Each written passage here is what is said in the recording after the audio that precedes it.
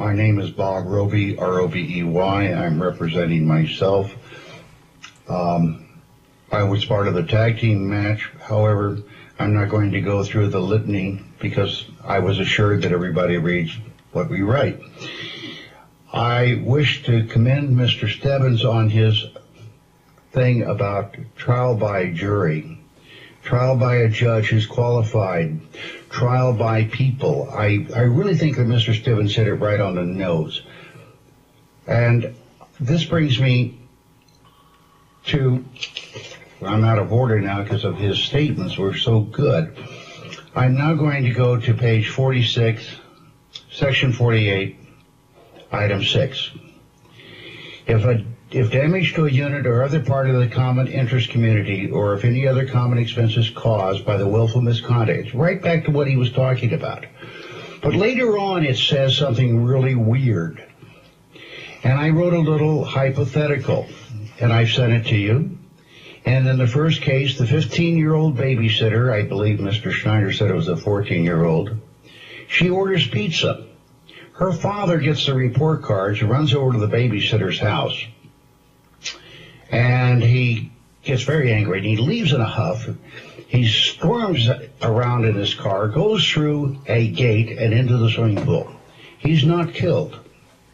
However, Mr. Doe, who owns the house, who hired the babysitter, is now responsible for refilling the pool, regunning the pool, repairing the gate, repairing the fence, repairing the landscaping, because he hired the babysitter whose father came in and chewed her out. However, if the babysitter had ordered a pizza, and the pizza driver had gone through the wall and through the fence and into the, Mr. Doe would not have to worry about getting sued because it was by a delivery pizza driver. I'm tired of the pizza guy. Seriously, I have to stop there because I want to get something else. Mr. Shulman came in and objected to section 43,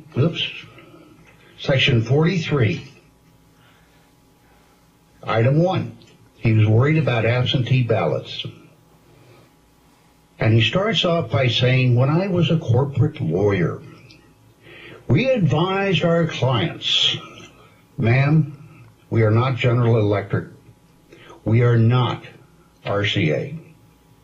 We are a community of souls, warm-blooded people trying to get along with each other.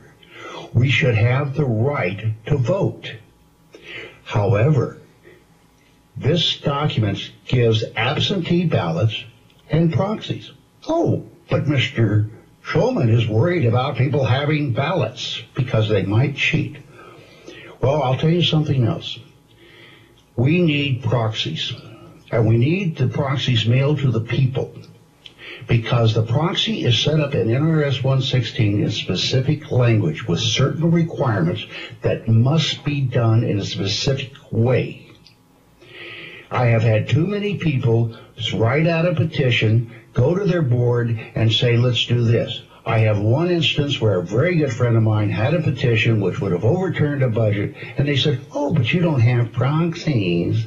Well, the poor guy never heard of NRS 116 until then.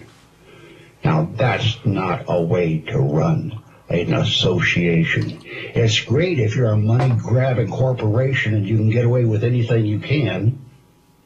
But this is what is wrong with this place. We have people saying you're a corporation. You cannot deviate. You cannot comply. You can't have these rules that allow people to be discretionary and say, gee, that would cost too much money. Or, gee, you know, one blade of grass in the front yard is not really worth $100 fine.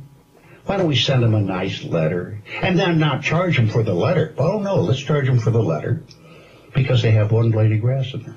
Come on, folks.